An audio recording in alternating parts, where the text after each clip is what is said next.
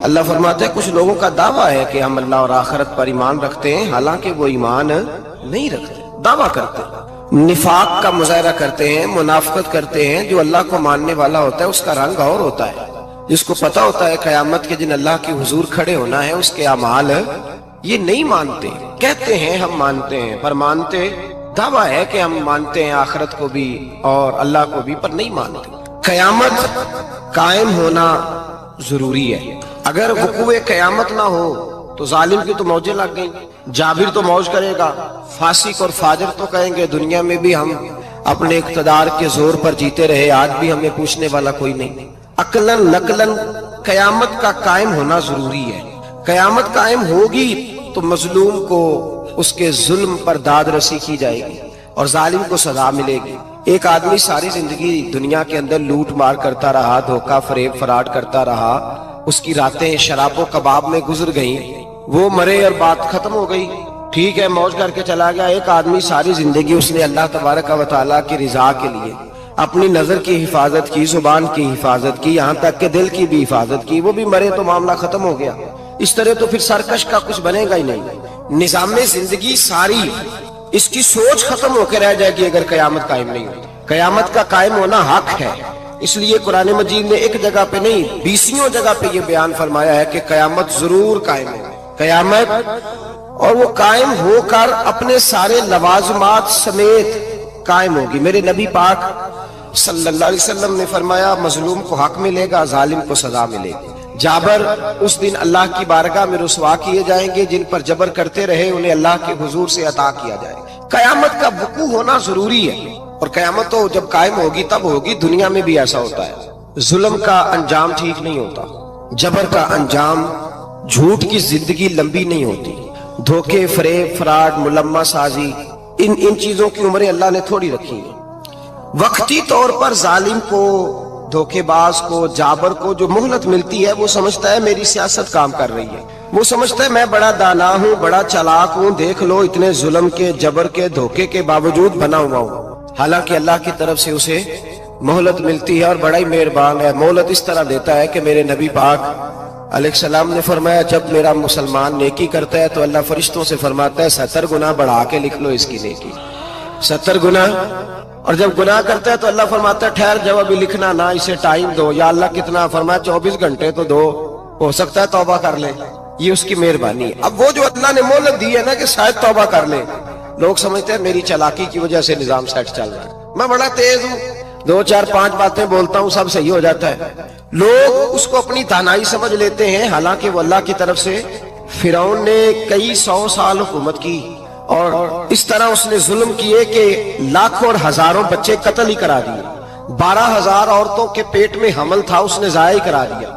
جب حضرت موسیٰ علیہ السلام اپنی قوم کو لے کے نکلے، رستے میں دریا آ گیا، فرعون پیچھے لگا ہوا تھا، وَإِذْ فَرَقْنَا بِكُمُ الْبَحْرَ فَأَنْجَيْنَاكُمْ، اللہ فرماتے ہیں تمہارے لیے میں نے دریا کو پھاڑا اور تمہیں نجات دے دی، وَأَغْرَقْنَا آلَ فِرْعَوْنَ، اور فرعون کو غرق کر دیا، وَأَنْتُمْ تَنْظُرُونَ، تم کھڑے دیکھ رہے تھے۔ اب جب حضرت موسیٰ دریا کے کنارے پہنچے تو فرعون بھی پیچھے آیا۔ فرعون لوگوں سے کہا کرتا تھا کہ میں کہتا ہوں تو دریا چلتا ہے، میں کہتا ہوں تو ہوائیں آتی ہیں، میرے حکم کے پابند ہے سارے۔ جاگ رہے نا اب حضرات، غور فرمائیے گا بات پر۔ دعویٰ تھا اس کا کہ میں کہتا ہوں تو نظام زندگی چلتا ہے۔ اب جب دریا کے کنارے پہنچی حضرت موسیٰ علیہ السلام تو اللہ نے حکم دیا کہ آپ عصا ماریں۔ جناب موسیٰ نے عصا مارا، 12 رستے بن گئے۔ اب حضرت موسیٰ کی قوم گزر رہی تھی تو فرعون سے پوچھنے لگے کہ تو کہتا تھا میرے حکم سے چلتا ہے، تو وہ تو حضرت موسیٰ نے ڈنڈا مارا ہے تو رستہ بن گیا ہے۔ باز نہیں آتا انسان باز بنے بڑے ہیں اس کے پاس، بڑی دلیلیں ہیں، جھوٹ سچ بول کے اپنے آپ کو مطمئن کرتا ہے، آخر دم تک تبدیل ہونے کو تیار نہیں ہوتا، دلیلیں گھڑتا رہتا ہے، بناتا رہتا ہے، شور کرتا ہے جان بوجھ کے۔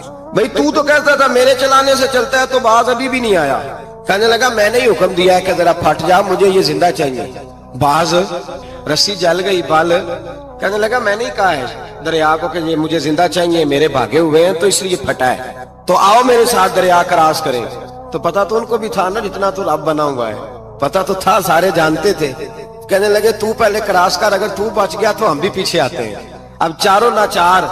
ایک روایت تو یہ ہے کہ یہ جب خدائی کا دعویٰ کرتا تھا نا، تخت پہ بیٹھا ہوتا تھا، تو ایک دن حضرت جبریل آئے اس کے پاس انسانی شکل میں، تو کہنے لگے میں بڑی دور سے آیا ہوں تو ایک مسئلہ پوچھنا تھا. کہا پوچھو. کہنے لگے ایک غلام تھا کسی بادشاہ کا, تو بادشاہ نے اسے تھوڑی دیر کے لیے ایک علاقے کی سربراہی دے دی. کتنی دیر کے لیے؟ کتنی دیر کے لیے ہمیں سربراہیاں ملتی ہیں؟ کیوں جی؟ تھوڑی دیر کے لیے ملتی ہے نا. تھوڑی دیر کے لیے سربراہی دے دی ایک غلام کو. ذرا بات کو سمجھیے. حضرت جبریل پوچھتے ہیں, کہتے ہیں سربراہی مل گئی, اب وہ مالک ہی بن کے بیٹھ گیا ہے, وہ بات ہی نہیں سنتا. اس کو تھوڑی دیر کے لیے بنایا تھا, وہ تو خدائی کا دعویٰ کرنے لگا ہے. آپ بتائیں اس کا انجام کیا ہونا چاہیے؟ یہ مسئلہ پوچھنے آیا ہوں. تو فرعون کہنے لگا اس کا انجام یہ ہے کہ اسے پانی میں گوتے دے دے کے مار دے. انجام کیا ہے؟ بولیے بولیے, کیا انجام ہے؟ کیا انجام ہے جی؟ پانی میں. اللہ اکبر, اپنی سزا تجویز کر رہا ہے. اس کی سزا کہ اسے پانی میں گوتے دے دے کے مارو ظالم کو. اسے تھوڑی دیر کے لیے بنایا تھا اور وہ چھائی گیا ہے, قبضہ ہی کر گیا ہے. حضرت جبریل کہنے لگے جی آپ لکھ کے دے دیں گے؟ کہنے لگا لاؤ لکھ دیتے ہیں. لکھوا لیا. جناب جبریل رکا لے کے تشریف لے گئے.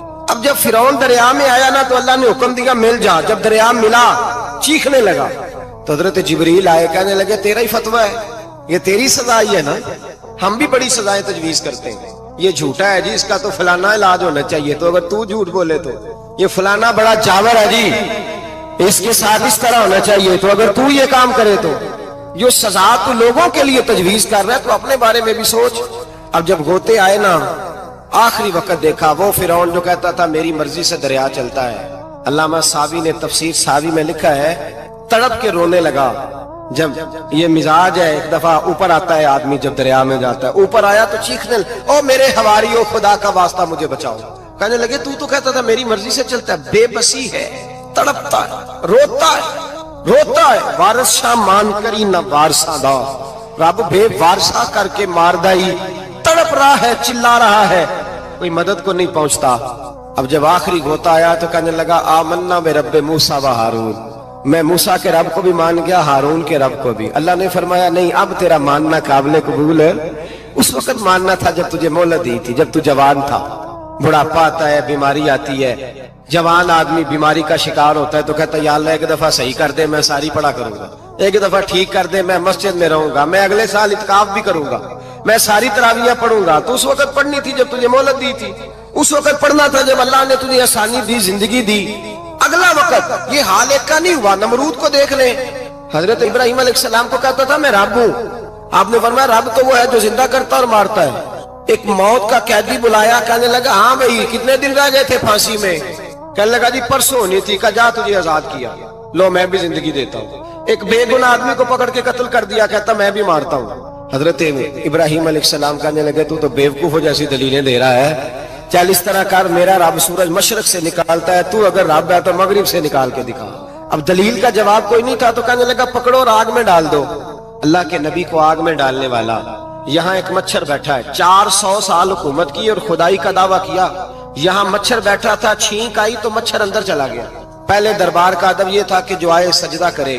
اب اس کے سر پہ کوئی چیز مارتا تھا تو اسے سکون ہوتا تھا. مچھر تھوڑی دیر کے لیے اس کا دماغ چھوڑتا تھا. او بھائی یہ اس دھرتی پہ اللہ نے لوگوں کو نظارے دکھائے اور ہمیں سمجھانے کے لیے دکھائے. ہمیں تفکر کی, غور کی دعوت دی کہ دیکھ لینا, اپنے عمل کو پرکھنا. تمہارے عمل حضرت موسیٰ کے فرما برداروں جیسے ہیں, جناب ابراہیم کے فرما برداروں جیسے ہیں, یا بن کے بیٹھ گئے ہو؟ اب دربار کا ادب یہ ہے, بے بسی کا یہ حال ہے کہ جوتے لٹکتے ہیں دربار میں, جو آتا ہے جوتا کھینچتا ہے. اور ادب یہ ہے کہ 10 جوتے نمرود کے سر پہ مارو. اور 400 سال جوتے لگتے رہے.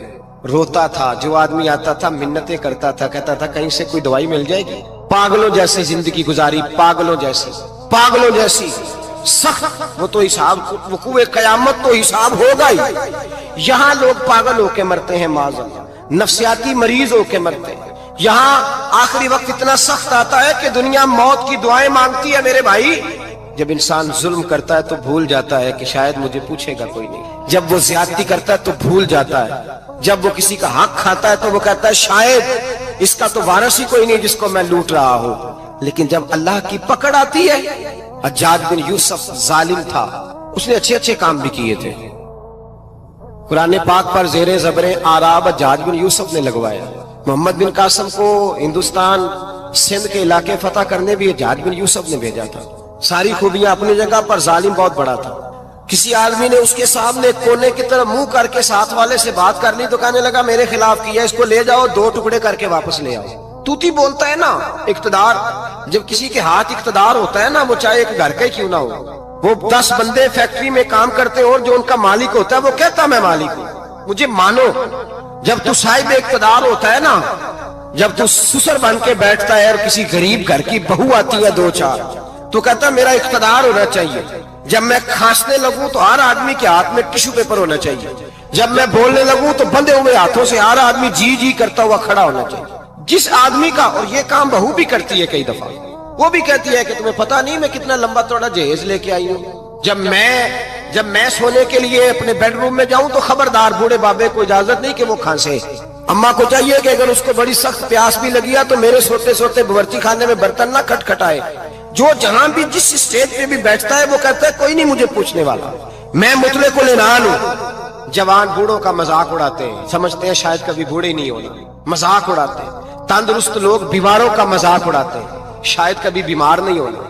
حجاج بن یوسف ظالم تھا، ظلم کرتا تھا، زیادتی کرتا تھا۔ حضرت سعید بن جبیر ایک تابعی بزرگ تھے، اتنے بڑے بزرگ تھے کہ ساری رات نماز پڑھتے تھے، سارا سال روزہ رکھتے تھے۔ ایک دن انہوں نے ممبر پہ بیٹھ کے کہا کہ حجاج ظلم سے باز آ جائے ورنہ اللہ کی لاٹھی بڑی بے آواز ہے۔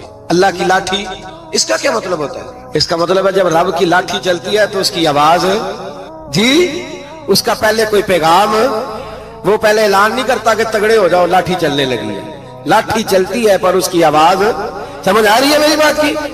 جمعۃ الوداع کے لیے تشریف لانے والے احباب خاص غور فرمائیے گا۔ حجاج بن یوسف کو پتا چلا کہ حضرت سعید بن جبیر نے میرے خلاف بات کی، بلا لیا، کہنے لگا تو نے میرے خلاف بات کی؟ فرمانے لگے کی ہے۔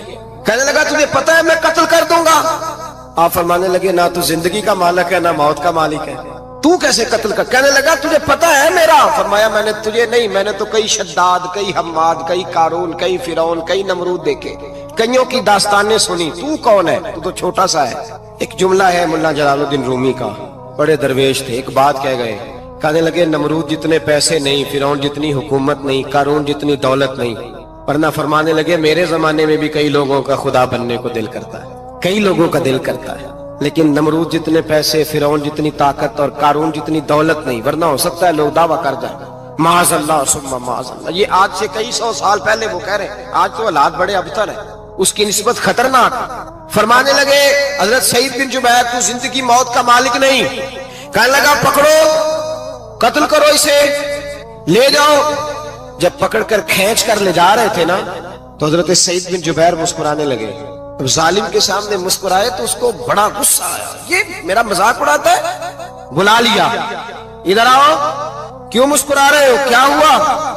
تو حضرت سعید بن جبیر کہنے لگے میں مسکرا رہا ہوں تیری بیوقوفی پر اور اپنے اللہ کی دی ہوئی ڈھیل پر، میں مسکرا رہا ہوں کہ یا اللہ کیا بات ہے، کیا تیرا شان ہے، کیسے لوگوں کو ڈھیل دی ہوئی ہے، میں مسکرا رہا ہوں تیری بیوقوفی پر کہ تو سمجھتا ہے شاید مجھے پوچھنے والا کوئی نہیں۔ کہنے لگا اس کو باہر نہ لے جاؤ، میرے سامنے قتل کرو۔ ٹھیک ہے جی، قتل کرنے لگے تو حضرت سعید بن جبیر نے منہ کعبے کی جانب کر لیا، انی وجہت وجہی للذی فطر السماوات والارض حنیفا وما انا من المشرکین۔ جب آپ نے یہ آیتیں پڑھی نا کہ میں نے منہ کر لیا ہے اپنے رب کی جانب، کرو مجھے قتل، کہنے لگا نہیں نہیں، اس کا منہ پھیرو، کعبے کی طرف ہو کے قتل نہ ہو، ہے ظالم پر پاگل ہو گیا ہے۔ حضرت سعید بن جبیر کے حوصلے نے شکست دے دی، ناکام ہو گیا، مخبوط الحواس ہو، کہنے لگا اس کا منہ پھیر دو۔ جب کعبے سے پھیرا تو آپ فرمانے لگے للہ المشرق والمغرب فانما تولى فثم وجه اللہ۔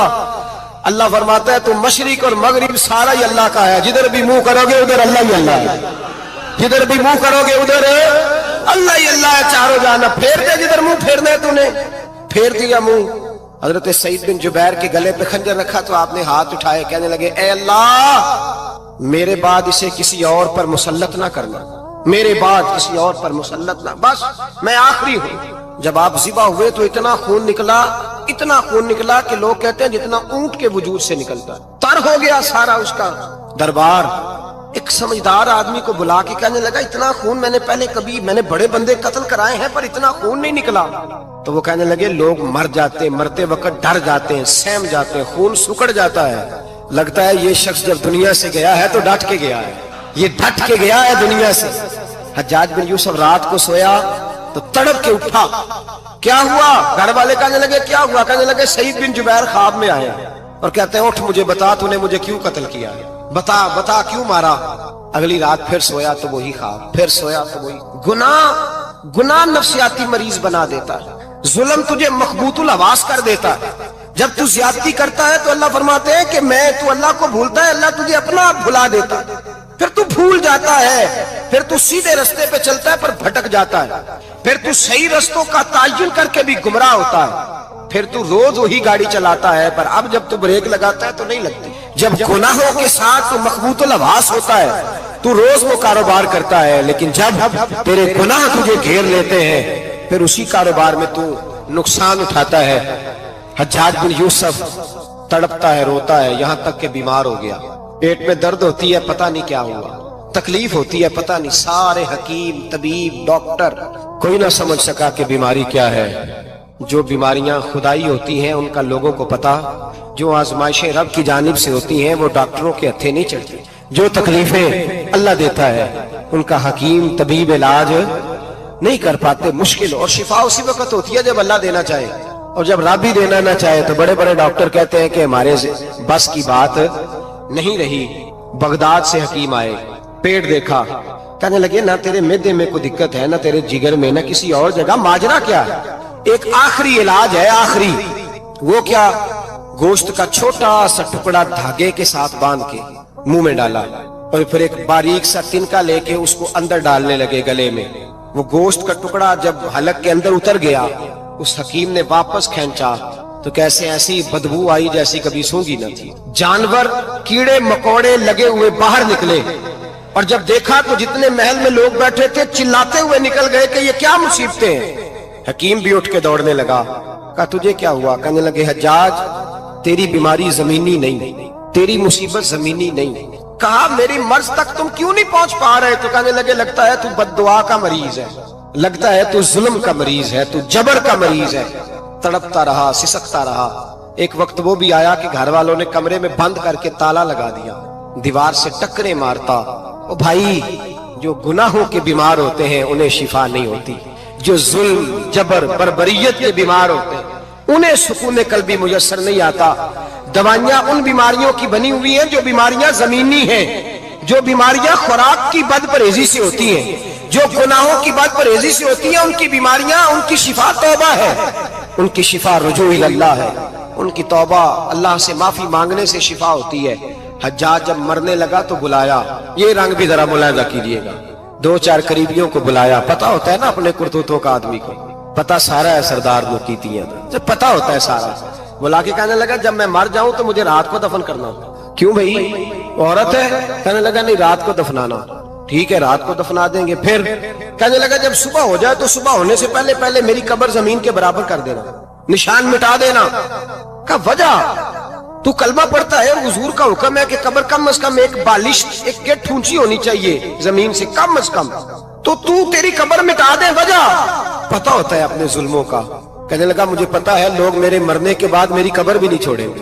दुनिया में तो मेरे जबर की वजह से कोई आ ना सका, लेकिन मेरी कब्र भी लोग जनाजों में बातें शुरू कर देते। जनाजों में मैंने ऐसी भी दास्तानें सुनी है कि कोई मरा तो लोग जूतों का हार कब्र पे डाला है। नहीं भाई, तू जब जिंदा था तो तेरे जबर जुल्म की वजह से नहीं को बोल सका। एक तो है कयामत में हिसाब होगा, यहाँ दुनिया में हिसाब होने लगता है। इतनी इतनी लंबी जुबानें लोगों की लटक कर मरते वक्त बाहर निकल आती हैं। दुआ करें, जुमा है, अल्लाह ताला ईमान की मौत अता फरमाए। दुआ फरमाए रब ताला, अल्लाह तबारक व तआला तौबा करके जाने की तौफीक अता फरमाए। जागे जागे और सुने और दुआ करे, ए अल्लाह तू हमें जुल्म से वैसे ही महफूज फरमा। अगर हम ज्यादती करने लगे तो ए अल्लाह हमें उससे मना फरमा, हमें उससे तू ये तौफीक दे कि हम बाहर आ जाए उस गुनाह से। मेरे भाई, एक तो दुनिया में सजा है, फिर कयामत की सजा है, और वो ज्यादा सख्त है, वो ज्यादा सख्त है। हम लोगों ने ना हीले बहाने बड़े बनाए हुए हैं। बैंक के साथ कारोबार करने वाला कहता है नहीं नहीं मजबूरन लिया है, मजबूरन। मर रहा था तू, आखिरी लबों पे था तो जायज है, जायज है। उस वक्त जब तुझे खाने को लुकमा न लगे तो हराम खाना भी जायज है। क्या दिक्कत थी?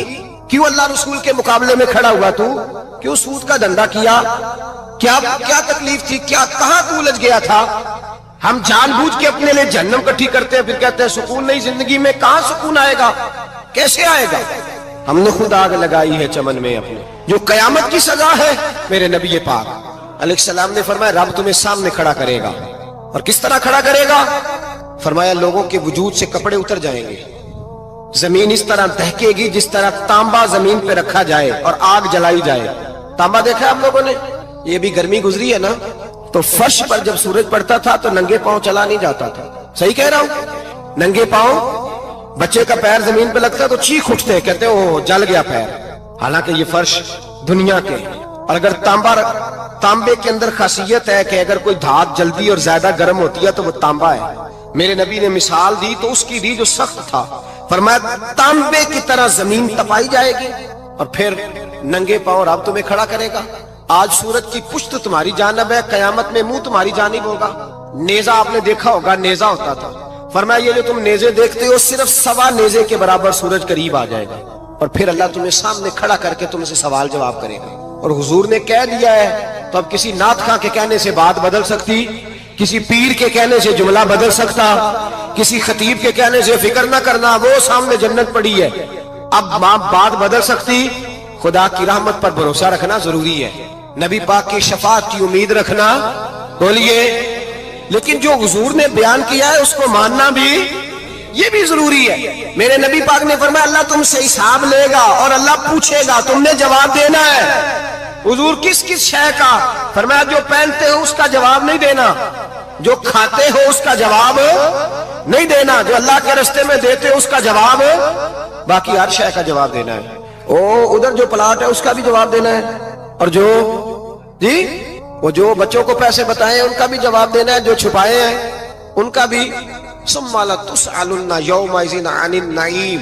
جو کمیٹی اپنے محلے میں ڈالی ہے اس کا بھی جواب دینا ہے، جو سسرال کے علاقے میں ابا جی سے چوری ڈالی ہوئی ہے اس کا جواب بھی، سب کا جواب دینا ہے. تمام حساب کتاب. اور اللہ فرماتے ہیں میں سامنے کھڑا کر کے ہر سوال کا تجھ سے جواب، تجھے ہر سوال کا جواب. اچھا یہ جو بڑے لوگ تھے وہ حساب سے ڈرتے تھے، ہم چھوٹے لوگ ہیں ہم حساب سے ہم نہیں ڈرتے، ہم کہتے ہیں دیکھی جائے گی. بڑے لوگ جو تھے وہ حساب سے.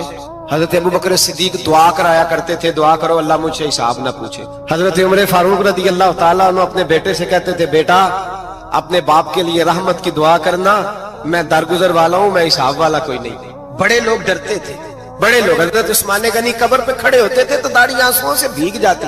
غلام کہتے ہیں حضور 3 دفعہ نبی پاک نے آپ کو جنت کی بشارت دی، 3 دفعہ بشارت دی ہے تو آپ کیوں اتنا روتے ہیں؟ عثمان غنی فرماتے جس رسول نے مجھے جنتی کہا ہے اسی محبوب نے مجھے فرمایا تھا عثمان قبر آخرت کی منزلوں میں سے پہلی منزل ہے. اور آپ فرماتے میرے تو کمرے میں دیا گل ہو جائے تو مجھے ڈر لگتا ہے، اس میں تو مکمل اندھیرا ہے. آپ فرماتے کھڑکیاں بند ہو تو دم گھٹنے لگتا ہے، اس کو تو دروازہ ہی کوئی نہیں، روشن دان تک نہیں.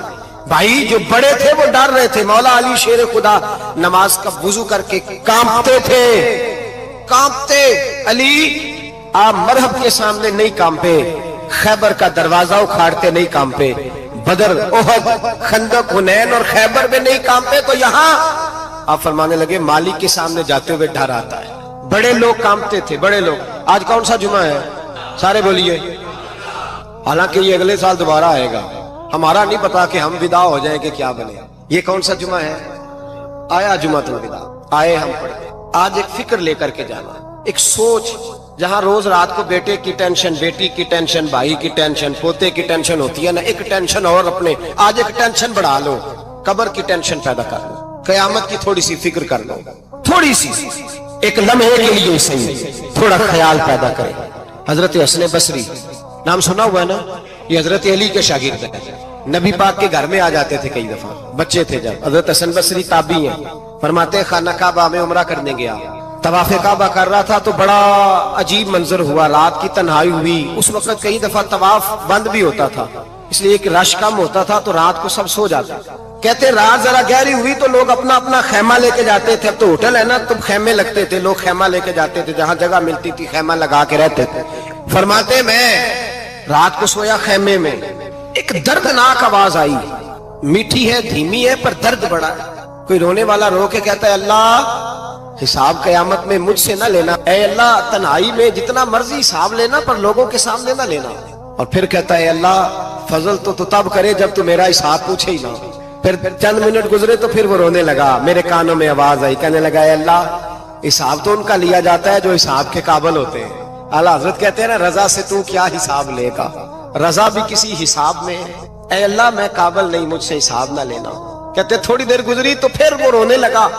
फिर जरा सांस संभले तो फिर कहने लगा अल्लाह मैं तो लोगों को कोई बंदा हिसाब पूछ ले तो नहीं दे सकता, मैं तुझे कैसे हिसाब दूंगा। फिर तड़पने लगा। कहते थोड़ी देर गुजरी तो फिर एक लफ्ज उन्होंने कहे, रोने वाले ने, कहने लगे अल्लाह देख तेरे महबूब का फरमान है जो माफी मांगे तो उसे माफ कर दिया करता है। ऐ अल्लाह मैं माफी मांगने आया हूँ और मस्जिद नहीं आया, मैं काबातुल्लाह ही आ गया हूँ। कहते हैं वो इतना रोए कि चीख आई उनकी, और जब धड़ाम से कोई जमीन पे गिरा तो मैं परेशान हुआ कि अब तो बेहोश हो गया। फरमाते हैं मैं जोर से उठा फटाफट और उस शख्स की तरफ बढ़ा।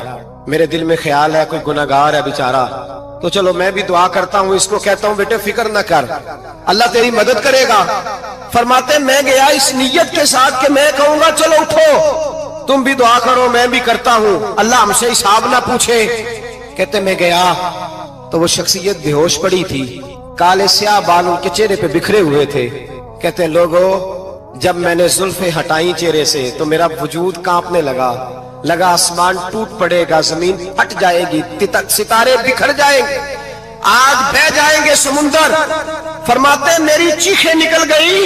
ये कोई गुनाहगार तो नहीं, ये तो हजरत फातिमा के पोते इमाम ज़ैनुल आबिदीन है, ये तो इमाम हुसैन का वो बेटा है जो करबला में तन्हा बचे थे।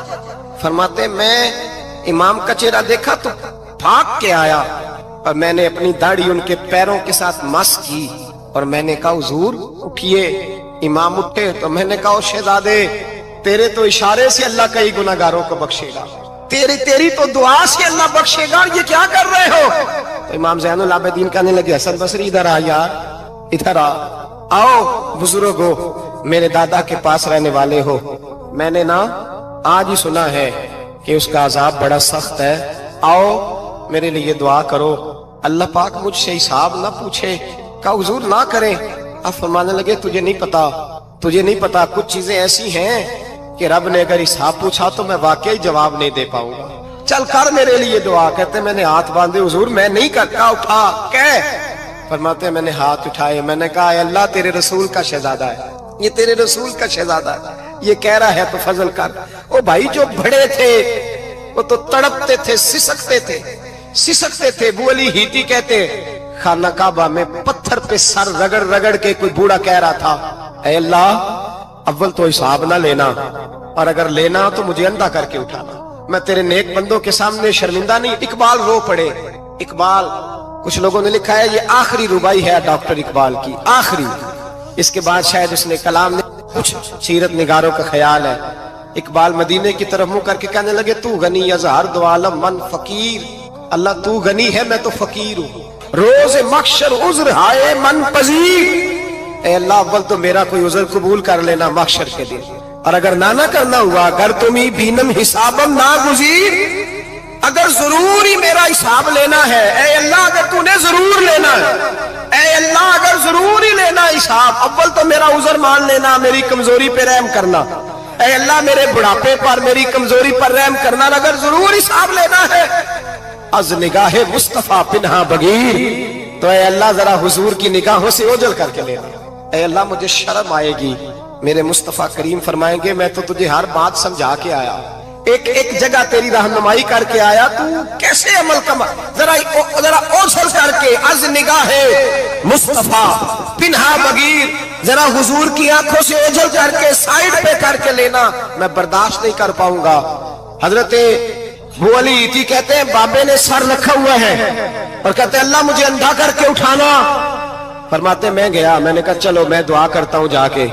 फरमाते जब मैंने जाके बुजुर्गों की कमर पे हाथ रखा, उनका चेहरा देखा तो ये कोई गुनाहगार तो नहीं, ये तो बगदाद के पीर अब्दुल कादिर जिलानी है, ये तो महबूब सुभानी गौ से समदानी है, ये तो वो शख्स है जो कदम लगाए तो अल्लाह विलायत अता करता है।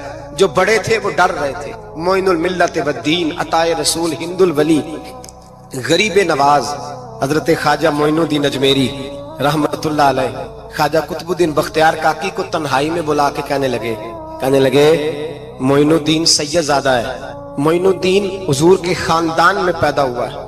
मोइनुद्दीन से इसके पीर को बड़ी उम्मीदें थी। मोइनुद्दीन को रसूल पाक ने हिंदुस्तान भेजा था, पर कुतुबुद्दीन यार मोइनुद्दीन तबलीग का हक नहीं अदा कर सका। हजरत ख्वाजा कुतुबुद्दीन कहने लगे हुजूर 90 लाख तो मुसलमान कर दिए, और क्या हक था? फरमाया नहीं, जब तू तहज्जुद की नमाज पढ़े ना बेटा, अपने लिए दुआ मांगना तो खुदा से कहना मौला मेरे पीर की कोताहियां माफ कर। वो जिस एजाज का था वो काम नहीं कर सकता। जो बड़े थे उनकी तो बातें बड़ी थी। ये जो हम छोटे आए हैं ना, नए टिकटें देते फिरते हैं, टिकटें। बेनमाजी जाहिल अनपढ़ पीर टिकटें बांटता है लोगों को, तू भी बख्शा है, तू भी बख्शा है। वो 90 लाख लोगों को राय हक पर लगा के भी कहते थे नहीं, हक तो ये है कि हक अदा ना हुआ, हक तो ये है कि हक कोई शाही पल्ले नहीं। डटा हुआ खड़ा है मुसलमान, डटा हुआ। ये हिसाब सुने। किसी ने हजरत अबू हुरैरा से कहा कि कोई ऐसी हदीस सुनाओ जो आपको भी बड़ी महबूब हो। हजरत अबू हुरैरा ने चीख मारी, रोने लगे और बेहोश हो गए। फिर हिलाया, पानी पिलाया, उठे, कहा हुजूर बात की थी, हदीस सुनाए। फिर रोने लगे। हमें तो नहीं ना रोना आता, हमें तो तब आता है जब बेटा बात ना माने, हमें तो तब आता है जब कारोबार में नुकसान हो जाए, हमें तो तब रोना आता है जब हमारा कोई दोस्त हमारे बारे में गलत बात कर दे, बेइज्जती दुनिया की हो जाए। हजरत अबू हुरैरा 3 दफा होश आया, 3 दफा रोए और कहने लगे अजीजो ये वो वाली हदीस है कि मैं सोचता भी हूं तो मैं तड़प उठता हूं। कहा कौन सी हदीस? तो हजरत अबू हुरैरा कहने लगे मैंने नबी पाक से सुना है कयामत में सबसे पहले उलमा का हिसाब होगा, सबसे पहले उलमा का। रब करीम फरमाएगा तुम्हारी दीन के नाम पर बड़ी मौजें थी, तुम्हारे बड़े पोस्टर छपते थे, लाइनें बना के लोग तुम्हारे हाथ चूमते थे, लोग तुम्हारी घड़ी को भी चूमना अपने लिए सादत समझते थे। बताओ मेरे रसूल के नाम पर खाने वालों क्या करके आए हो? अमल बताओ, अमल। मौज बड़ी की ना तुमने, बताओ अमल। उलमा आलिम अर्ज करेगा अल्लाह मैं जगह जगह तेरे रसूल के दीन की बात करता था, मैं कुरान के दर्स देता था, मैं रातें बेदार रह के तैयारियां करता था, मैं जो बन सका किया। रब फरमाएगा नहीं, तूने तो इसलिए किया था कि लोग तुझे पीर साहब कहें, मौलाना साहब कहें, तेरे नारे लगाए तो लगे नहीं फिर तेरे नारे, फिर लोगों ने लंबे लंबे अलकाबात पुकारे नहीं तेरे। हुजूर सैयद आलम अलैहिस्सलाम फरमाते पहला हिसाब उसका लेगा जो आलिम कहलाता था। रब पूछेगा तुझे ताकत दी, हिम्मत दी, बोलने की सलाहियत दी, अपने फजल से दी, बता क्या कमा के आया है। हजरत अबू हुरैरा रोते हैं, कहते हैं मैं भी तो हदीसें सुनाता हूं, मैं भी तो आलिम हूं, मेरे पीछे भी तो लोग भागते हैं। लोगों बताओ अगर अल्लाह ने अबू हुरैरा से पूछा तो क्या जवाब देगा? अल्लाह फरमाएगा उलमा के लिए बुखारी मुस्लिम है, इन्हें उठाओ और जहन्नम में डाल दो। इमाम गजाली फरमाते हैं अगर किसी आलिम को सजा मिली तो सबसे सख्त आलिम को मिलेगी। दुआ फरमाए अल्लाह मेरे जैसे लोगों को हिदायत का रास्ता अता फरमाए, और जो कहते हैं समझते हैं अल्लाह उस पर अमल की तौफीक अता फरमाए। फरमाया हजरत अबू हुरैरा ने दूसरे नंबर पर सखी अल्लाह की बारगाह में खड़ा किया जाए, मालदार। रब फरमाएगा बोल कुछ ऐसे भी थे जिनके पास शाम की रोटी नहीं थी, तुझे मैंने तेरी तिजोरी भर के तुझे दौलत अता की, तुझे विरासत में मैंने मुरब्बे दिए, जायदादें दी। बता वो कुछ वो थे सवेरे मजदूरी करने जाते थे, कमा के लाते थे, हजारों रुपया तेरी बैंक में पड़ा था, बता क्या किया तूने? ऐ अल्लाह मैंने मस्जिद में दिए, मदरसे में दिए, 30 दिन इफ्तारियां पकाता रहा। अल्लाह फरमाएगा तू झूठ बोलता है, तू सारा कुछ इसलिए करता था कि लोग तुझे सखी कहे। हाँ हाँ तेरा ऐलान हुआ मस्जिद में, लोगों ने कहा वो देखो कितने पैसे दे रहा है, इसका वो देखो नाम लिखा हुआ है अस्पताल के एक कोने में कि ये वाला ब्लॉक फलां सेठ साहब ने बनाया, ये देखो लिखा हुआ है कि ये कमरा मदरसे का इसने बनाया, तो लिख दिया गया, नारे लग गए, अब जा दौड़ जा। अल्लाह जहन्नम में फेंक देगा। फरमाया फिर शहीद खड़ा किया जाएगा। हाँ भाई तुझे ताकत दी, हिम्मत दी, बता कहां खर्च की, कहां? ए अल्लाह शहीद ही हो गया। फरमाया वो तो इसलिए हुआ था कि लोग तुझे शहीद कहें, बहादुर कहें, तेरे नाम पे रोड का नाम रखा जाए, तमगाए हुस्ने कारकर्दगी मिले, सो मिल गया। मेरे लिए बता क्या करके आया है मेरे लिए, इसे उठाओ और जहन्नम में फेंक दो। भाइयों अजाब कड़ा है, अजाब सख्त है, हिसाब सख्त है, और जो हिसाब लेने वाला है उसको। मैं ना तरावी हो रही थी तो कारी साहब ने एक सूरह यासीन शुरू की, वमताजुल यौमा अय्युहल मुजरिम। अल्लाह फरमाता है क़यामत में मैं कहूंगा मुजरिम जो है ना वो सफों से बाहर आ जाए, सफों से बाहर आ जाए। एक हमारे फिजिक्स के टीचर होते थे तो बड़ी सख्त छड़ी मारते थे, तो जब वो कद भी बड़ा था, जलाल भी बड़ा था और उसूल बड़े अच्छे इंसान थे लेकिन सख्त थे, तो मुझे याद आता था कि जब वो सवेरे आके कहते थे जिसने काम नहीं लिखा वो बाहर निकल आए। दो किस्म की चोट लगती थी। एक तो ख्याल ये आता था कि शर्मिंदगी बड़ी होगी कि सारे स्टूडेंट बैठे हैं और 2 3 4 उनको कहा वहां मुर्गे बन जाओ, बड़ी शर्म आती थी। और फिर जब वो मारते थे तो इतना सख्त मारते थे कि कई दिन तकलीफ रहती थी, बताया नहीं जाता था। वो स्टूडेंट बताते थे कि यार इससे बचो किसी भी तरीके, और किसी का काम रह भी जाता था, कहते थे इस पीरियड की ड्यूटी सबक याद करके आना है। सख्त टीचर के बारे में तेरा मेरा ये रवैया है। तो याद आ रहा था जब वो कह रहे थे ना वम ताजुल यौम अय्युहल मुजरिमून, तो मैं सफ में खड़ा था तो 2 कतरे मेरे बह गए आंसू के। मुझे साथ बच्चा कहने लगा तबीयत ठीक है। मैंने कहा तबीयत तो ठीक है, कुछ याद आ गया है कि मैदान महशर में यहाँ तो छुपे हुए है ना ऐब, छुपे हुए। और भाई रब बड़ा करीम है, ऐबों के बावजूद नवाजता है। मेरा दावा यह है अगर हमारे ऐब खुल जाएं, लोग हमें धरती पे जीने ना दें, लोग जीने ना दें, निकाल दें, अपने भी हमें बर्दाश्त ना करे, ये तो उसका करम है। पता सारा है सरदार नु कीतियां दा, पर्दा चपाया ही तेरा भला होसी। वम ताजुल यौम अय्युहल मुजरिमून। अल्लाह फरमाएगा मुजरिम बाहर आ जाए। या अल्लाह क्या होगा जब सवाल जवाब होंगे तो रब फरमाते हैं तेरी जुबान पे मोहर लगा के बंद कर दूंगा, तेरे हाथ बोलेंगे, पैर बोलेंगे, सर बोलेगा, पेट बोलेगा। उस वक्त की फिक्र पैदा करें, टेंशन पैदा करें। वकूए कयामत हक है। और बांध के ना लोग पैर बांध के जोर के साथ बांधते। सगा बेटा जब कब्र में दफन करता है ना तो वो भी कहता है वो कोना, ये कोना थोड़ा सा मिट्टी कम है, यहाँ भी मिट्टी डालो। पहले लोग रोजाना जाते हैं, फिर हफ्ते के बाद, फिर महीनों बीत जाते हैं। कुछ कब्रें ऐसी भी हैं जिन पे खड़े हों तो लगता है कब्रें रो रही हैं और कहती हैं जाओ मेरे घर वालों से जाके कहो कोई फेरा ही लगा जाए। तो एक दफा आए तो सही, कोई मट्टी नहीं डालता। बादशाहों की कब्रें रोती हैं, सरमायादारों की कब्रें रोती हैं, कोई जाता नहीं। इतने इतने मोटे सुराख है कब्रों में, आप अपने शहर के कब्रिस्तान फिर के देख ले, सुराख है। ओ भाई हजरत मौला अली शेर खुदा कब्रिस्तान गए तो पहले रोने लगे, फिर कहने लगे कब्रों वालों क्या हाल है तुम्हारा। तो आप फरमाते हैं मुर्दा मुझे अंदर से बोल के कहने लगा अली कफन फट गया, हड्डियां टूट गई, माल तो दे आए थे वारसों को पर हिसाब हमें देना पड़ रहा है, तू बता पीछे क्या हालात है। तो हजरत अली कहने लगे तुम्हारी बीवियों ने और निकाह कर लिए, तुम्हारे दोस्तों ने नए दोस्त बना लिए, तुम्हारी औलादों ने तुम्हारे बगैर जीना सीख लिया, तुम्हारी जायदादें बट गईं, तुम्हारा पैसा तकसीम हो गया। पहले तो कोई तुम्हारा नाम लेता था, अब तो तुम्हारा जिक्र खत्म हो गया है। अब तो 1-2 नस्ल तक तुम्हारा जिक्र था, अब तो तुम्हें याद ही कोई नहीं करता। कहते हैं लोग यहाँ कोई रहा करता था, यहाँ कोई हुआ करता था, अब तो तुम किस्सा पारीना, किस्सा माजी हो गए। हिसाब का वक्त करीब है, करीब आ गया वक्त। अल्लाह फरमाते इक़्तरब लिन्नासि हिसाबुहुम वहुम फी गफलतिन मुरिदून। फरमाया हिसाब का वक्त करीब आ गया है तो अभी भी गाफल है। जुमातुल विदा एक परेशानी लगाने का इरादा था, बड़ी परेशानियां पाली है, एक परेशानी और पाल लो। जिसको ये परेशानी लग जाए उसकी अमल संवरने लग जाता है। ये परेशानी पाल लो कि अगर मुझे हिसाब देना पड़े। हजरत उमर का फरमान, आप फरमाया करते थे अपना हिसाब खुद कर लो, कबल इसके कि अल्लाह तुम्हारा हिसाब करे। खुद कर लो अपना हिसाब, खुद खाते ठीक करके रखो, चेक करके रखो। मेरी दुआ है अल्लाह पाक हमें उनमें शामिल करे जिनको वो माफ करने वाला है। नहीं जानते ये तो कयामत में राज खुलेगा ये किस शान वाला आदमी।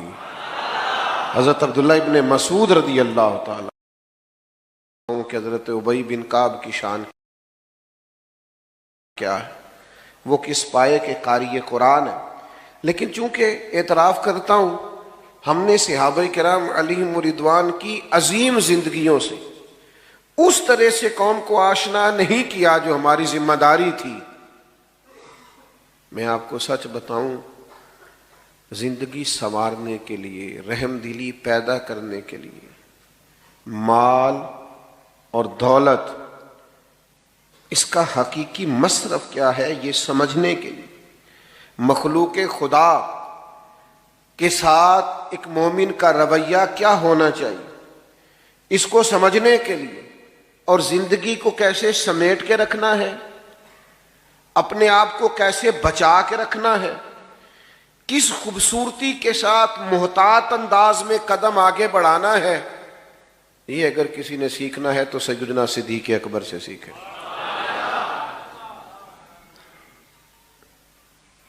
بہت تذکرہ ملے گا آپ کو کتب سیرت میں سیدنا عمر فاروق رضی اللہ تعالیٰ عنہ کے دور خلافت کا، اور اس میں کوئی شک نہیں کہ ایک عظیم پروقار اور مضبوط خلافت سیدنا عمر فاروق نے کی۔ اسلامی حدود کو 24 لاکھ مربع میل تک پھیلا دیا، بہت ساری فتوحات ہوئیں، لیکن آپ کبھی تاریخ کے ورق الٹ کر دیکھیے، آپ کو پتہ چلے گا کہ یہ جو مضبوط خلافت حضرت عمر نے کر کے دکھائی ہے نا، یہ مضبوط خلافت انہیں دی سیدنا صدیق اکبر نے۔ وہ جو فتنے سر اٹھا رہے تھے ان کا سر وقت پہ کچل دیا، جو پیچیدگیاں پیدا ہو رہی تھیں وہ ساری وقت پر سیدنا ابوبکر صدیق نے ختم کر دی، ایک بہترین نظام خلافت بنا کر جناب عمر کو دیا۔ اب انہوں نے چلانا تھا، انہوں نے بھی کمال کر کے چلایا۔ کچھ چیزوں میں بڑے ہی رسیلے تھے، سجیلے تھے سیدنا صدیق اکبر، بڑے سمجھدار تھے، معاملہ فہم تھے، چیزوں کو سمجھتے تھے۔ ایک تو لوگوں کا خیال ہے مال کمانا فن ہے، لوگ سائیڈ بزنس کرتے ہیں، دیکھتے ہیں کون کامیاب چل رہا ہے، اس سے جا کے گزارش کرتے ہیں کہ یار مجھے بھی شامل کر لیں، پھر دیکھتے ہیں آج کل کون سا کاروبار ٹھیک ہے، اس کاروبار میں شامل ہو جاتے ہیں۔ لوگوں کا خیال ہے پیسے کمانا فن ہے، لیکن بزرگ فرماتے ہیں کہ کمانا بھی فن ہے پر خرچ کرنا اس سے بڑا فن ہے، یعنی کہاں لگانا ہے، کس ترتیب سے لگانا ہے، بندہ کنجوسی سے بھی بچے اور اسراف بھی نہ ہو، اور وہ مال کو صحیح جگہ پہ خرچ کرنے میں کامیاب ہو جائے، یہ بھی فن۔ اور یہ بھی یاد رکھیے گا کہ آپ نے محنت سے کمایا ہے، آپ کے پاس حلال کا ہے، جائز ہے، ایک ایک روپیہ جائز ہے، پھر بھی مالک آپ نہیں،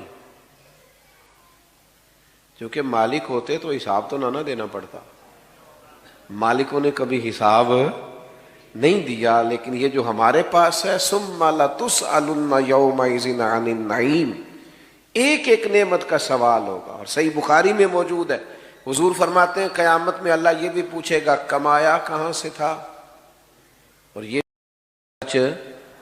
کہاں کیا تھا، چونکہ ہم مالک حقیقی کمانے، میں نے کہا جائز طریقے سے کمانے کے بعد بھی ہم اس کے حقیقی مالک، چونکہ مالک اللہ ہے تو اللہ کی رضا کے مطابق خرچ کرنا پڑے گا۔ حضرت صدیق اکبر کا کمال یہ ہے کہ کمال طریقے سے کمایا،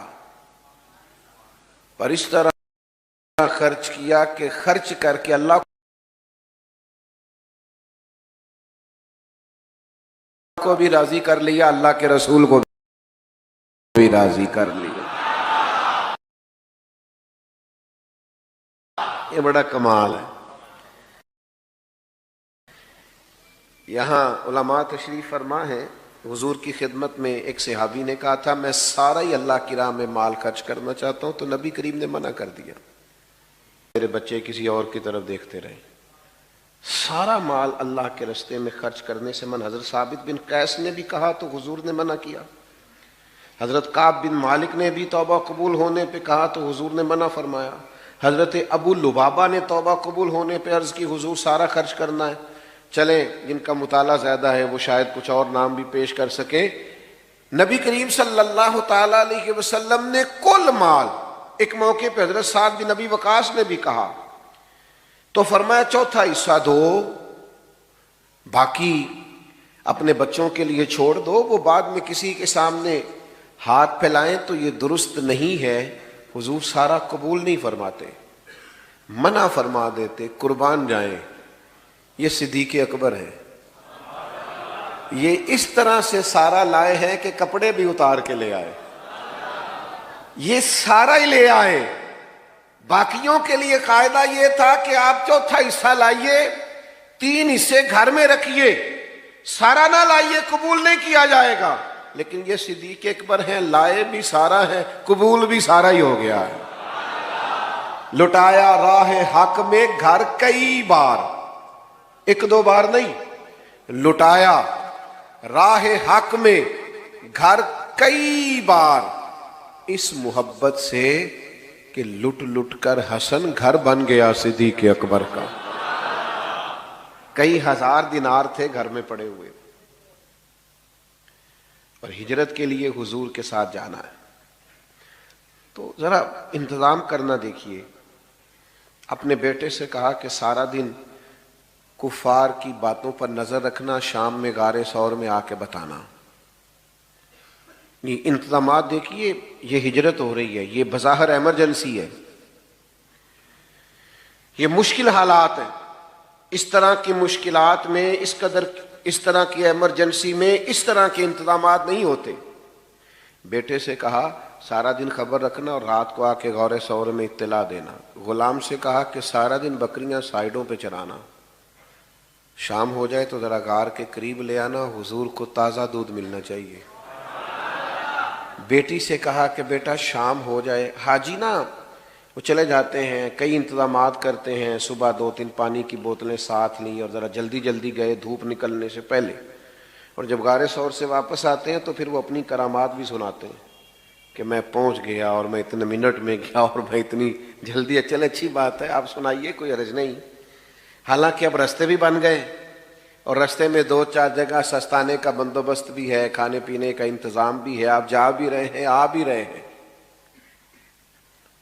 اس خاتون کا اندازہ کرتے ہیں جو رات کو جاتی تھی، لوگ سو جاتے جاتی تھی، اور اس طرح جاتی تھی کہ رستہ بھی نہیں تھا۔ حضرت اسماء بنت ابی بکر صدیق، والد کا حکم ہے کہ تازہ کھانا محبوب کو پہنچانا ہے۔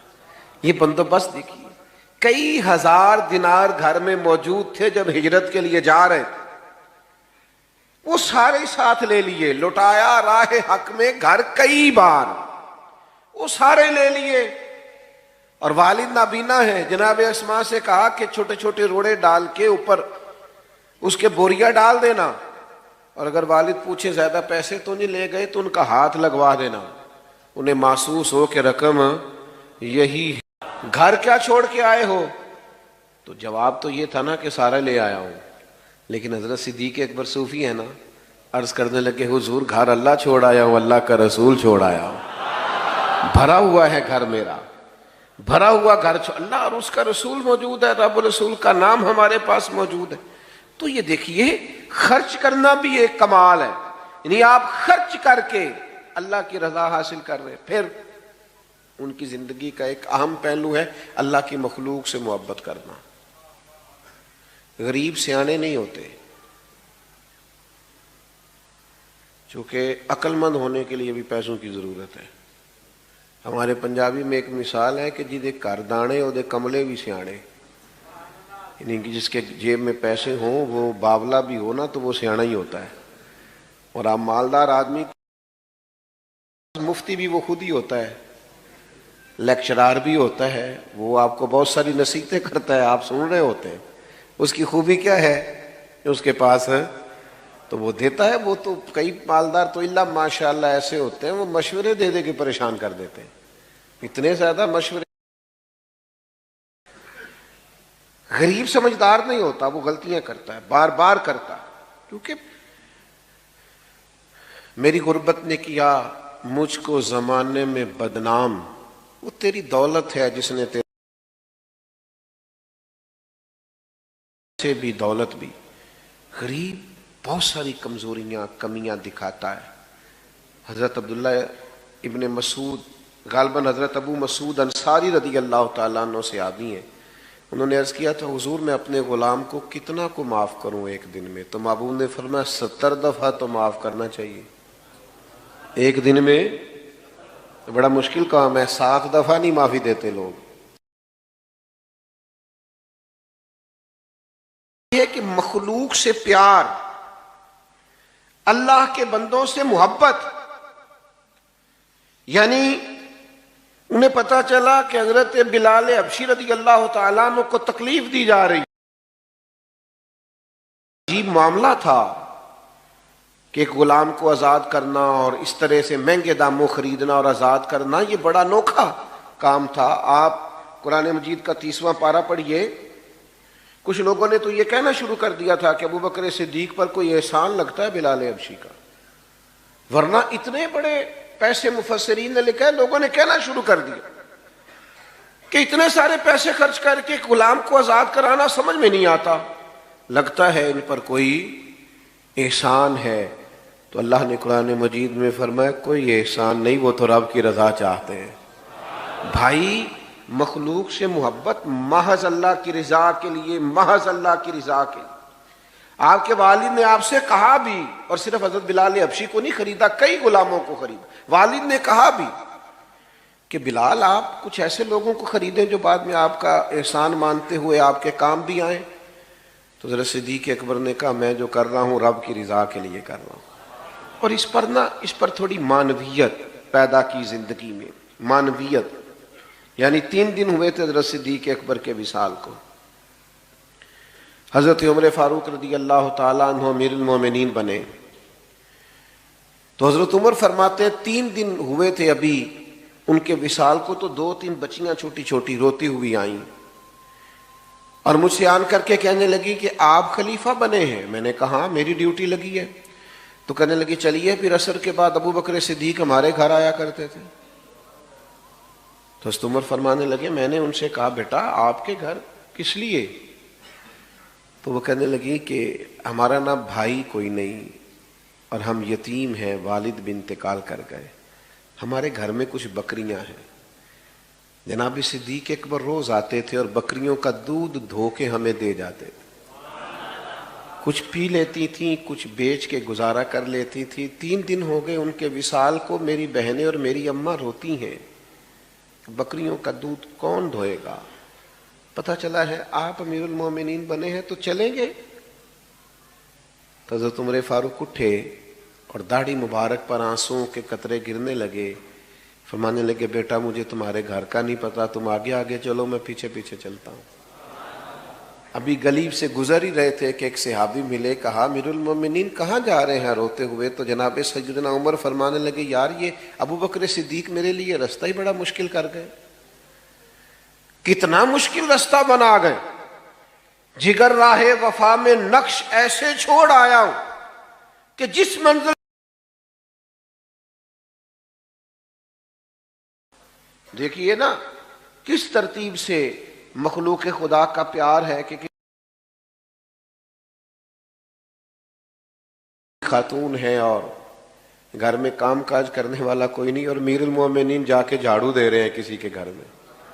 لوگوں کو آج ملتا ہی نہیں کہ بھلا ہم خدمت کریں تو کہاں سے شروع کریں، وہ جھاڑو دے رہے ہیں، برتن دھو رہے ہیں، پانی بھر کے لا رہے ہیں، خدمت کر رہے ہیں۔ او بھائیو ان لوگوں سے رستے پوچھو، اپنے لیے اہداف کا تعین کرو، یہ کشادہ رستے دے رہے ہیں، غیر مبہم اور واضح رستے دے رہے ہیں، ہمیں بتا رہے ہیں کہ اس طرح کر کے آنا اللہ راضی ہو جائے گا، یہ رستہ ہے اس کے قرب کے پانے کا۔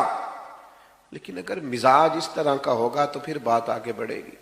اگر طبیعت اس طرح کی ہو، کچھ لوگ ایسے ہوتے ہیں جو نیکی اور تقوی کا مزاج بنا لیتے ہیں، وہ کبھی کبھی نیکی نہیں کرتے، نیکی ان کے مزاج کا حصہ ہوتی ہے اور بڑی سہولت سے ان سے نیکی ہوتی ہے، وہ مزاج کے نیک ہوتے ہیں۔ ہمارے ہاں تو لوگ خود ہی طے کر لیتے ہیں جی نہیں میں دنیا دار ہوں، حضرت میں کیسے آپ کو بتاؤں ہم دنیا دار لوگ ہیں۔ تو میں نے کہا دین میں تو کوئی دنیا داری نہیں، رزق حلال کمانا تو دین ہے۔ سچا تاجر تو قیامت کے دن نبیوں کے ساتھ ہوگا۔ آپ نے کس کو دنیا بنا لیا ہے؟ ہاں آپ بددیانتی نہ کیجیے، یہ دنیا داری ہے، جھوٹ نہ بولیے، یہ دنیا داری ہے، دھوکہ نہ دیجیے، یہ وہ چیزیں ہیں جو دنیا داری کے عرف میں آج کل غلط طریقہ اختیار کر کے کسی چیز کا حصول کرنا، یہ تو دنیا داری ہے۔ لیکن آپ سراپا نیکی بنیے، مزاج نیکی والا ہو، طبیعت نیکی والی ہو۔ نیکیاں تو ہر روز انسان کے پاس موجود ہوتی ہیں، دین نے تو ہر وقت خیر کرنے کا کہا ہے، نیکیوں میں ایک دوسرے سے سبقت لے جانے کا کہا ہے۔ مزاج نیکی کا ہو، طبیعت نیکی کی ہو، ارادہ نیکی کا ہو، حسن نیت کے ساتھ انسان آگے بڑھنا چاہتا ہو تو اس کے، لیکن اگر ارادہ نہیں ہے، تو پھر ٹھیک ہے، لوگوں نے بعض نیکیاں بعض چیزیں اپنے حساب سے طے کر لی ہیں، وہ اپنے حساب سے نیکی کرتے رہتے ہیں، اپنی ترتیب کے حساب سے چلتے ہیں، ٹھیک ہے، آپ کیجئے اس کام کو، کوئی منع نہیں کرتا۔ اور بعض ایسی چیزوں کو بھی لوگ نیکی بناتے ہیں جس کو ترجیحاً بعد میں ہونا چاہیے تھا، اور ترجیح فرائض کو واجبات کو دینا چاہیے تھی۔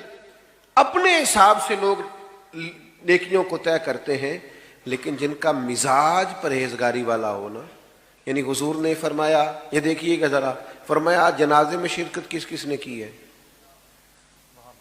تو حضرت صدیق اکبر عرض کرنے لگے حضور آپ نے پوچھا ہے تو بتا دیتا ہوں، میں آج جنازے میں گیا تھا۔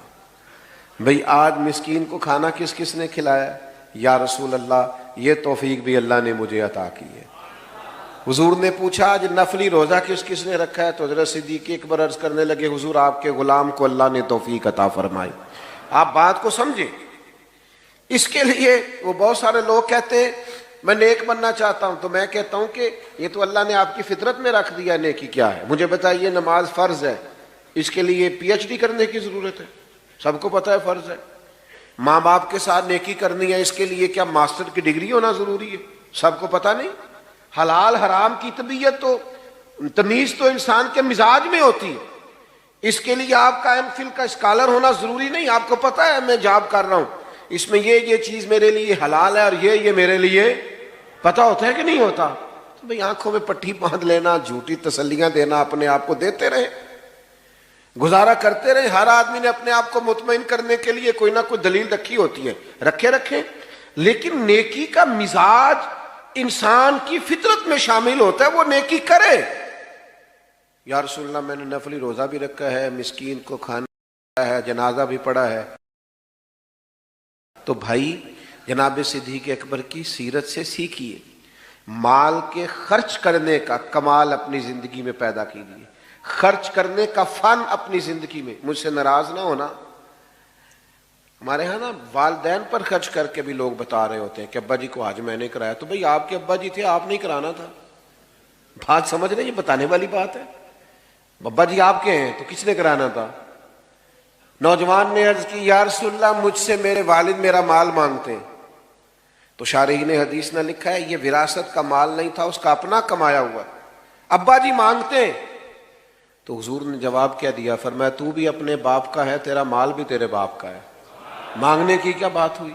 تو خرچ کرنے کا فن زندگی میں سیکھیے کہ اگر آپ تھوڑا سا خرچ کر کے ماں باپ کو راضی کر سکتے ہیں، آپ اللہ کی مخلوق کی خدمت کر سکتے ہیں، تو اس فن کو سیکھیے، اس پر عمل کیجیے۔ اور دوسرا میرے عزیز، مخلوق خدا سے خدمت کیجیے تو اللہ کی رضا کے لیے، بندوں کے شکریہ کا مزاج ان کے لیے تو ظاہر ہے اور طرح کا لوگوں کا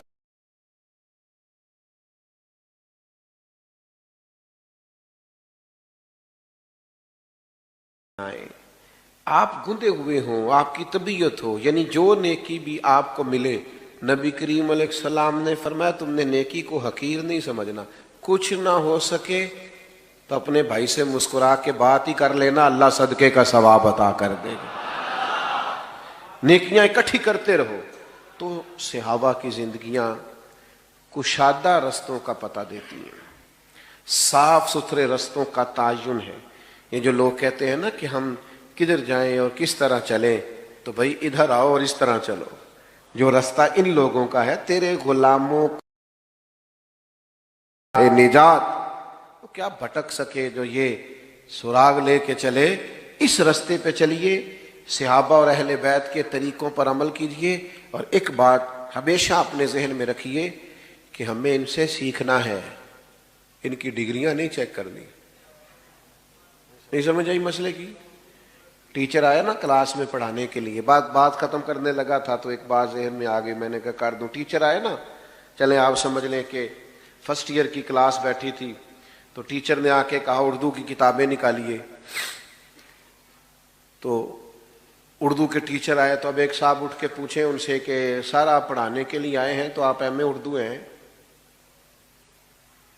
اور اگر آپ ایم اے ہیں تو پھر آپ یہ بتائیے کہ ایم فل کیا ہوا ہے آپ نے، اور اگر آپ نے ایم فل کیا ہوا ہے تو یہ بتائیے آپ میرٹ پہ ہیں کہ سفارش؟ میرا خیال ہے ٹیچر ہاتھ باندھ کے سوالوں کے جواب دے گا۔ دے گا؟ وہ کہے گا تو نکلنا کلاس سے پہلے باہر۔ اللہ کے بندے، یہ مجھ سے پرنسپل سوال کرے، تیرا حق نہیں بنتا۔ بات کی سمجھ آ رہی ہے؟ یہ تیرا حق، یہ مجھ سے پرنسپل پوچھے گا تو کون ہے؟ تو شاگرد ہے؟ یہ پرنسپل سوال کرے، تیرا حق نہیں بنتا۔ بات کی سمجھ آ رہی ہے؟ یہ تیرا حق، یہ مجھ سے پرنسپل پوچھے گا تو کون ہے؟ تو شاگرد۔ کشادہ رہیں گے۔ اللہ تعالیٰ توفیق عمل عطا کرے۔ آخر دعوانا الحمدللہ۔ آپ دعا کریں۔ اللہم صلی علی سیدنا و مولانا محمد معدن الجود والکرم وآلہ وبارک وسلم۔ اللہ ہماری حاضری قبول فرما۔ جناب سیدنا صدیق میں غلاموں کا نذرانہ قبول فرما۔ ان کے رستوں، ان کے طریقوں پر چلنے کی توفیق عطا فرما۔ ہمارے گناہوں کو معاف فرما، ہماری غلطیوں سے درگزر فرما، علم نافع عمل صالح کی توفیق عطا فرما، سجدوں کا ذوق، عبادتوں کا شوق، اپنی یاد کی توفیق عطا فرما۔